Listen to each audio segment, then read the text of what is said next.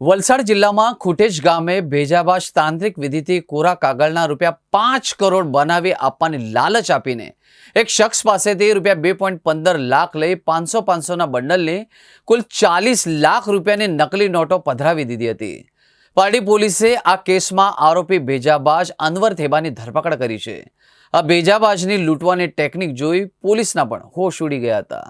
આ સમગ્ર મામલો ત્યારે સામે આવ્યો જ્યારે એક શખ્સે પોતાની સાથે ₹2.15 લાખની છેતરપિંડી થયા હોવાનું પારડી પોલીસ સ્ટેશનમાં ફરિયાદ નોંધાવી હતી. ફરિયાદના જણાવ્યા અનુસાર અનવર થેબા નામના શખ્સે તાંત્રિક વિધિ દ્વારા કાગળને ચલણી નોટોમાં ફેરવી ₹5 કરોડ આપવાની લાલચ આપી તેમનો વિશ્વાસ જીત્યો હતો. શરૂઆતમાં તેને પાણીની ટાંકીમાં શેમ્પૂ અને ગુલાબજળ નાખીને ₹20 અને 500ની નોટો બતાવી ખોટી વિધિનું નાટક કર્યું હતું અને બાદમાં વિધિ માટેનું મટીરિયલ લાવવાના બહાને તેને ગૂગલ પે અને રોકડ મારફતે કુલ ₹2.15 લાખ પડાવ્યા હતા. પૈસા લીધા પછી આરોપીએ ફરિયાદીને ભારતીય મનોરંજન બેંક લખેલી ₹500ની ખોટી નોટોના 80 બંડલ આપીને ફરાર થયો હતો. પ્રાથમિક પૂછપરછમાં સામે આવ્યું કે આરોપી સોશિયલ મીડિયા પ્લેટફોર્મમાં જેમ કે યુટ્યુબ અને વોટ્સઅપ પર તાંત્રિક વિધિના વિડીયો શેર કરીને લોકોને આકર્ષિત કરતો હતો અને ખોટી નોટોના બંડલ દ્વારા છેતરપિંડી કરતો હતો. પોલીસ રિમાન્ડ દરમિયાન તેણે અન્ય કોઈને સાથે આ રીતે છેતર્યા છે કે કેમ એની પણ વધુ તપાસ કરાશે. પારડી પોલીસે 4 નવેમ્બરના રોજ આરોપી અનવર થેબાને ઝડપી પાડ્યો હતો અને તેને કોર્ટમાં રજૂ કરતા તેને શુક્રવાર સુધીના પોલીસ રિમાન્ડ પર મોકલવામાં આવ્યા છે.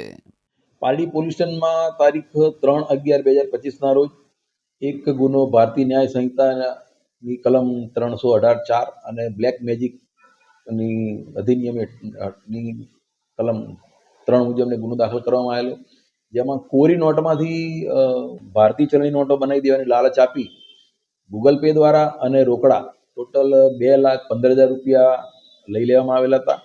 જે સદર બનાવ જુલાઈ મહિનાનો હતો. જુલાઈ મહિનાથી ફરિયાદ દાખલ થઈ ત્યાં સુધી અલગ અલગ રૂપે આ પૈસા મેળવેલા હતા અને ફરિયાદીને જ્યારે અલગ અલગ રીતે નોટો આપવામાં આવી હતી અને એને ટોટલ ₹2,15,000 લઈ લીધેલા અને ₹5 કરોડ ભારતીય ચલણી નોટ મળવાની લાલચ આપવામાં આવેલી હતી.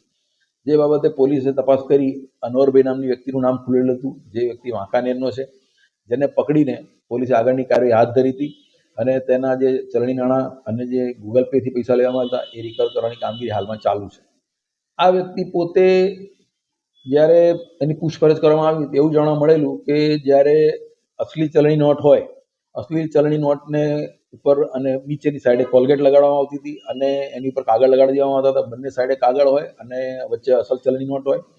જે ચલણી નોટનું બંડલ હોય એની ઉપર અને નીચે 2-5 નોટો અલગ અલગ ચલણી નોટની રાખવામાં આવતી હતી અને એને ખાંડ, લીંબુ એવા પાણીની અંદર પલાળી દેવામાં આવતી હતી અને એમાં કેમિકલ નાખવામાં આવતી હતી. પાણી ડોળું બની જાય અને એમાં બંડલ નાખીને પછી ધીરે ધીરે થોડી વાર એ નોટનું બંડલ પડ્યું રહે, જેથી કોલગેટ અને ઉપરનું જે કાગળ ઓગળી જાય અને અસલ નોટ બહાર આવી જાય. એ નોટ બતાવવામાં આવતી હતી કે જો આ નોટ જે છે એ અસલ નોટ છે અને આ કાગળમાંથી આ નોટ નીકળી છે, એટલે અમે તમને એ રીતે કાગળ આપીશું જે કાગળોથી અસલ નોટ બનશે. પણ જ્યારે ફરીથી એ કાગળોની જે ગड्डी આપવામાં આવતી હતી એ ખાલી કાગળો જ રહેતા હતા અને આવી રીતે ખાંડના એના પાણીમાં પલાળીને કાઢવામાં આવે તો કોઈ જાતની એની ચલણી નોટ બનતી ન હતી. એમ કરીને આ રીતે છેતરપિંડી આચરતા હતા.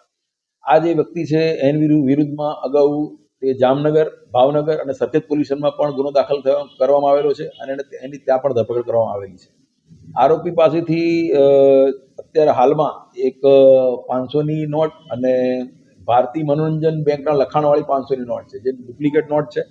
એના 80 બંડલો આપેલા હતા એ મળી આવેલા છે અને આ જે લાલચ આપવામાં આવી હતી એ 20 અને 500 આ 2 જાતની ચલણી નોટો બનશે એવી લાલચ આપવામાં આવેલી હતી.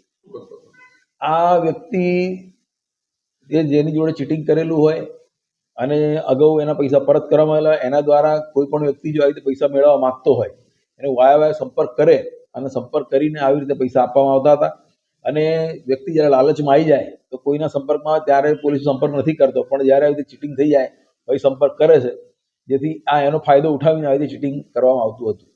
આવી જે ચલણી નોટો છે કોઈ પણ જાદુથી બનતી નથી, પણ જે હમણે આ વ્યક્તિની પૂછપરછ જાણવા મળ્યું કે ખરેખર નોટની ઉપર 2 અલગ અલગ કાગળો લગાડવામાં આવે છે અને જેને કોઈલથી ચોંટાડવામાં આવે છે.